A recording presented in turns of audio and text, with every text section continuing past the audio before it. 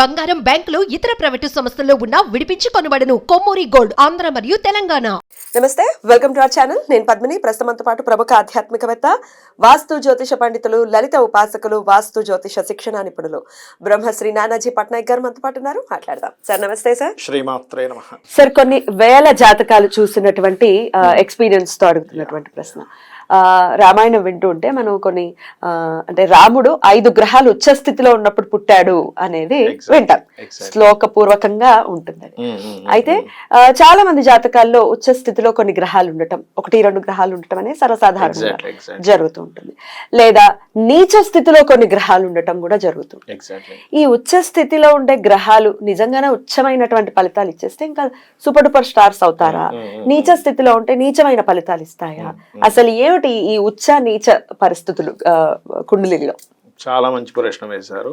దీనివల్ల అసలు జ్యోతిష్ శాస్త్రం పనిచేస్తుందో లేదో కూడా ఒక్క దెబ్బతో అర్థమైపోద్ది జనాలకి.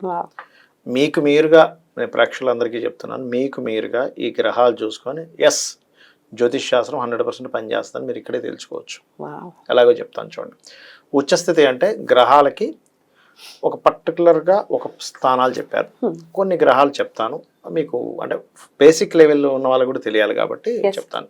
సన్ మేషం ఉచ్చ, మూన్ వృషభం ఉచ్చ, అండ్ శాటర్న్కి తుల ఉచ్చ, అదేవిధంగా కుజుడికి మకరము, అండ్ గురువుకి కర్కాటకము, శుక్రుడికేమో మీనరాశి, రాహుకేతువులకు వచ్చేసి బుధుడికి కన్య, బుధుడికి కన్య, అండ్ రాహుకేతులకు వచ్చేసి బుధుడికి కన్యా రాశి, అండ్ అలాగే రాహుకేతులకు వచ్చేసి వృషభము అండ్ వృశ్చికం.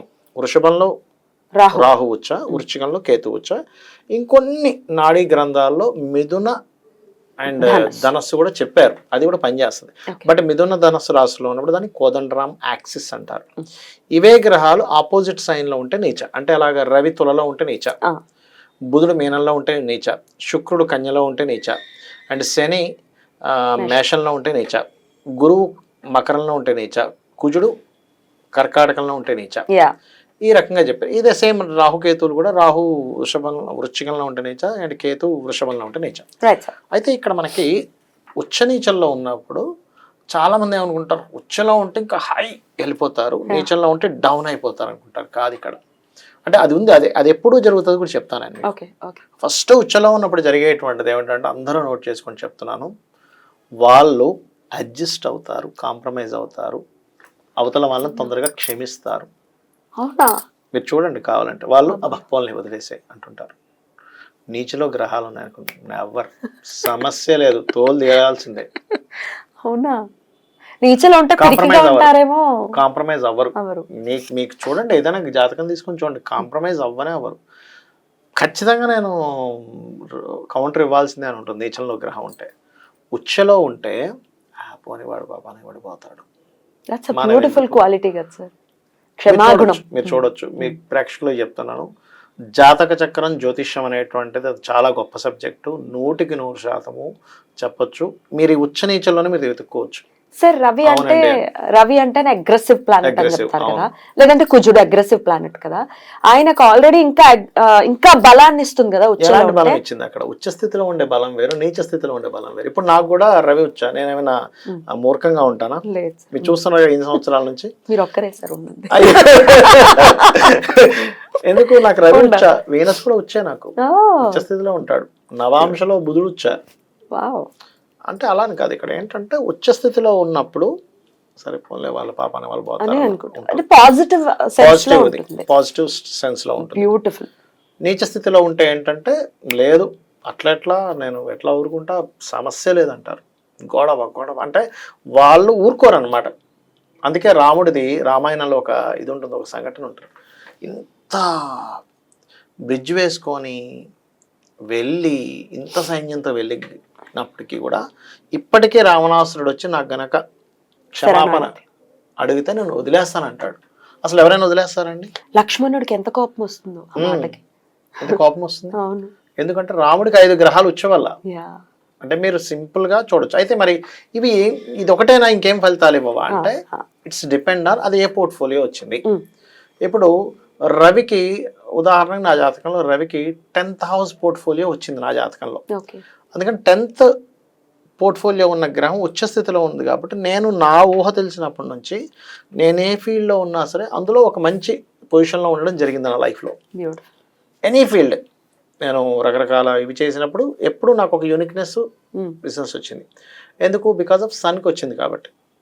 అద్భుతం. ఓకే. అలాగే నా జీవిత భాగస్వామికి అంటే నా మ్యారిటల్ లైఫ్కి శుక్రుడికి వచ్చింది. అందుకని my marital life is good. మంచి భార్య. అసలు నాకు ఎంత ఆశ్చర్యం వేస్తుంది అంటే సహజంగా స్త్రీలు నాకు నగలు కావాలి, చీరలు కావాలి అసలు అవేం అడగదు. అసలు నాకు వద్దే వద్దు, నువ్వు మాట్లాడితే చాలు. మీరు అదృష్టవంతులు. అదృష్టమైన అంటే ఇదన్నమాట. అంటే ఒక్క 10 నిమిషాలు నాతో రోజు స్పెండ్ చేస్తే చాలు, ఇంతకు మించి ఏమీ వద్దు. బ్యూటిఫుల్. అందుకని వీనస్ ఈజ్ భార్యాకారకుడు, శుక్రుడు గారు. అలా ఏంటంటే ప్లానెట్ కనుక ఉదాహరణకి వాళ్ళకి జీవిత భాగస్వామి కారకత్వం ఇంకో గ్రహానికి వచ్చి అది నీచపడింది అనుకోండి, అప్పుడు ఆ కారకత్వంతో వీడికి ఇబ్బంది. అప్పుడు అది లగ్నం నుంచి మనం డిసైడ్ చేసుకోవాలి. ఇక్కడ మీరు ఇక్కడ ఒక చిన్న విషయం తెలుసుకోవాలి ఏంటంటే నీచ భంగ రాజయోగం జరిగిందా, అప్పుడు ఇంకా అద్భుత యోగం. నీచభంగ రాజయోగాలు, విపరీత రాజయోగాలు ఉంటాయి. నీచపడిన గ్రహం నీచ భంగం జరుగుతుంది, అప్పుడు ఇంకా సూపర్గా ఉంటుంది. అంటే ఎట్లాగా లైఫ్లో ఇంకా ఈ వ్యక్తి అసలు ఊహించం మనం, అంత లేదబ్బా సినిమా అనుకుంటాం, కానీ తీరా చూస్తే అసలు సూపర్ స్టార్ రజనీకాంత్ అయిపోయి కూర్చుంటాడు. మరి ఏంటండి కొంతమంది జాతకాలు మనం చూసుకుంటే వాళ్ళు చెప్తున్న మాటలను బట్టి చూసుకుంటే 45 ఏళ్ళు వచ్చేసేయండి ఇంకా ఏమీ రాలేదు, ఈ మీరు అన్నట్టుగా విపరీత రాజయోగం ఉంది, లేదా నీచభంగ రాజయోగం ఉంది, ఆ దశ వచ్చింది, అప్పుడు ఇంక వాడిని ఎవరు ఆపలేరు, ఆగదు. నేను ఒకటే చెప్తా, మహాదశ వచ్చింది, ఒక యోగం ఉంది, ఆఖరికి ఎవరు అడ్డుపడరండి, ఎవరు అడ్డుపడరు. ఆఖరికి భగవంతుడు కూడా ఒకవేళ ఆ వ్యక్తి కనుక విపరీతంగా ఇబ్బంది పెడుతున్నాడు, భగవంతుడు కూడా వాడి దశ అయిపోయే వరకు ఏమీ చేయకూడదని కూర్చుంటాడు. నీ మాట చెప్తున్నా కదా, ఖచ్చితంగా. ఎందుకంటే భగవంతుడు ఎప్పుడు కూడా కర్మకి అడ్డుపడ్డండి, కర్మకి అస్సలు అడ్డుపడరు. మీరు అనుకోవచ్చు మరి అడ్డుపడకపోతే మరి ఇంత అనుభవిస్తుంటే భగవంతుని పట్టుకుంటే ఏంటని, ఆయన పక్కన ఉంటాడు. మీకు మీరు ఇబ్బంది పడుతున్నారు, భగవద్భక్తులు ఖచ్చితంగా పక్కన నుండి నాన్న నీకేం పర్లేదు, నువ్వు చెయ్యి, నీ కర్మ నువ్వు అనిపిస్తూ నువ్వు చెయ్యి అంటారు. ఇప్పుడు చిన్న ఎగ్జాంపుల్ అమ్మ, ఒక ఎగ్జామ్ ఉంది, తల్లి ఉంది, నువ్వు చదువుకోకపోయినా పర్లేదు నేను రాస్తానంటుందా తల్లి? అది కుదరదు. ఆ పర్సనే చదవాలి, ఆ పర్సనే నేర్చుకోవాలి, ఆ అమ్మాయి అబ్బాయి వాళ్ళే ఎగ్జామ్ రాయాలి. కాబట్టి తల్లి పాత్ర ఏంటంటే నాన్న నీకు నిద్రపోకుండా నేను ఒక కాఫీ ఇస్తాను, మోటివేషన్ చేస్తాను, నీకేం కాదురా నువ్వు వస్తావని చెప్పి ఒక పక్కన ఉంటుంది. స్కూల్కో కాలేజీకో డ్రాప్ చేస్తుంది, వెనక్కి వస్తుంది తల్లిదండ్రులు, అంతవరకు చేస్తారు, కానీ వీళ్ళు ఎగ్జామ్ రాయరు. మన కర్మ కూడా అంతే, మనమే రాసుకోవాలి, మనమే అనుభవించుకోవాలి. నేను ఒకటే నమ్ముతా ఏంటంటే లక్ అన్లక్ అనేది ఉండదు జీవితంలో. మన కర్మ, మనం ఏం చేసాం, పుణ్యకర్మ చేసామా దట్ ఈస్ లక్, పాపకర్మ చేసామా అదే దారిద్రం. ఇంగ్లీష్ వాడు పట్టుకొచ్చాడు లక్ అన్లక్ అని, మన దానిలో లక్కులు అన్లక్కులు ఉండవు. మన దానిలో ఎంతసేపు నువ్వే కర్మ చేసావు, కర్మ ఫలితం మాత్రమే ఉంటుంది. మంచి కర్మ చేసావు, కర్మ ఫలితాలు మనం లక్ అనుకుంటున్నాం. అరే లక్కీగా వచ్చిందిరా, లక్కు లేదు పాడలేదు, వాడు మంచి కర్మ చేశాడు. వాడు మంచి కర్మ చేస్తే ఉచ్చలో స్థితి, ఉచ్చగ్రహానికి దాని కనెక్టివిటీ, తెలుసో తెలియకో ఏదో తప్పిదం చేశాడు, నీచ స్థితి వచ్చి దానివల్ల కొంత ఇబ్బంది పడ్డాం. అలా ఏ ప్లానెట్ అయితే ఆ ప్లానెట్కి సంబంధించిన సఫరింగ్స్ ఉంటాయి. బట్ మేజర్గా మనం ఈ జాతకుడు కాంప్రమైజ్ అవ్వడం ఎప్పుడు చెప్తామంటే, నీచ స్థితిలో ఎక్కువ గ్రహాలు ఉంటే ఈయన కాంప్రమైజ్ అవ్వడం అంటే కరాఖండిగా మీరు చెప్పొచ్చు. అంటే వీళ్ళు కాంప్రమైజ్ అవ్వరు వాళ్ళు. అది వర్క్లో కానివ్వండి, మనిషి తత్వంలో కానివ్వండి, వర్క్ చేసే విధానంలో కానీ కాంప్రమైజ్, నాకు పర్ఫెక్ట్నెస్ కావాలంట, ఆ పర్లేదులే అన్నారు. దానివల్ల ఏమైనా ఇబ్బందులు వస్తాయా? ఇబ్బందులు అంటే ఒకటి, ఇప్పుడు మనం అర్థం చేసుకునే దాన్ని బట్టి ఉంటుంది. ఇప్పుడు మీరు ఉన్నారు, మీకు షూటింగ్లో కానీ యాంకరింగ్లో కానీ పర్ఫెక్ట్నెస్ కావాలని ఉంటుంది, మీకు ఉంటుంది. దాన్ని మనం ఇబ్బంది అనుకుంటే ఎట్లా, ఆయన పర్ఫెక్ట్నెస్ అనుకోవాలి. కానీ మరీ ఎక్కువ గ్రహాలు నీచంలో ఉన్నప్పుడు మాత్రం కొంచెం వాళ్ళని కొంచెం హ్యాండిల్ చేయడం కష్టం అవుతుంది.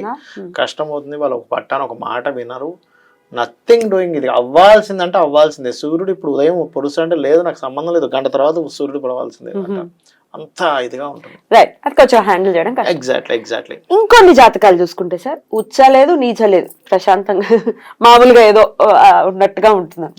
ఏదో ఒక్క గ్రహం ఏదో నీచంలో ఉండటమో, నీచంలో ఖచ్చితంగా నీచంలో కానీ ఉచ్చంలో కానీ ఉండాలి. ఎన్ని గ్రహాలు ఉచ్చలో ఉంటే అంత ఎక్కువ కాంప్రమైజ్, ఎన్ని గ్రహాలు నీచంలో ఉంటే అంత కాంప్రమైజ్ కాంతత్వం. ఉచ్చ లేదు నీచ లేదు కామన్ గా ఉన్నాయండి అంటే, కామన్ గా ఉన్నప్పుడు అది స్వక్షేత్రంలో ఉందా, మిత్రక్షేత్రంలో ఉందా, శత్రుక్షేత్రంలో ఉందా, దానికి ఏ పోర్ట్ఫోలియో వచ్చింది ఈజ్ మోస్ట్ ఇంపార్టెంట్.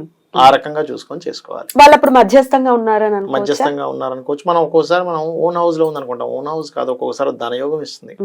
చూడ్డానికి చాలా సింపుల్ గా అనిపిస్తుంది జాతకం, కానీ అది అద్భుతమైన ధనయోగ జాతకం అవుతుంది.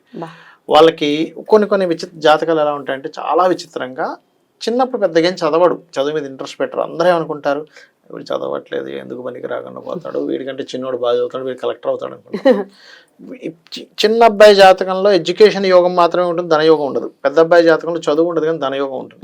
ఇప్పుడు చిన్నగా పెద్ద అయ్యాక ఏదో కాంట్రాక్ట్లోకి వెళ్ళి అందులో పెద్ద పెద్ద కాంట్రాక్టింగ్ చేసేసి బిల్డింగ్లు కట్టేసి డబ్బులు కోట్లు సంపాదిస్తాడు. ఈ అబ్బాయి పాపం బాగా చదువుకున్న అబ్బాయికి ఉద్యోగం ఏదో చిన్న ఉద్యోగం చేస్తుంటారు, అర్థం కాదు జనాలకు చూసేవాళ్ళు. కదా ఏమిటి ఇది, దేవుడు ఉన్నాడా, ఇంత బాగా చదువుకున్నాడికి ఉద్యోగం లేదు వీడికి ఇచ్చంటే దేవుడు ఉండడం కాదు, అక్కడ ఉన్నాడా లేదా, దేవుడు ఉన్నాడు. వీళ్ళు చేసుకున్న కర్మ ధనయోగాన్ని ఇచ్చింది. విద్యాయోగ పరంగా వీడితో బ్యాడ్ కర్మ చేశాడు, విద్య లేదు.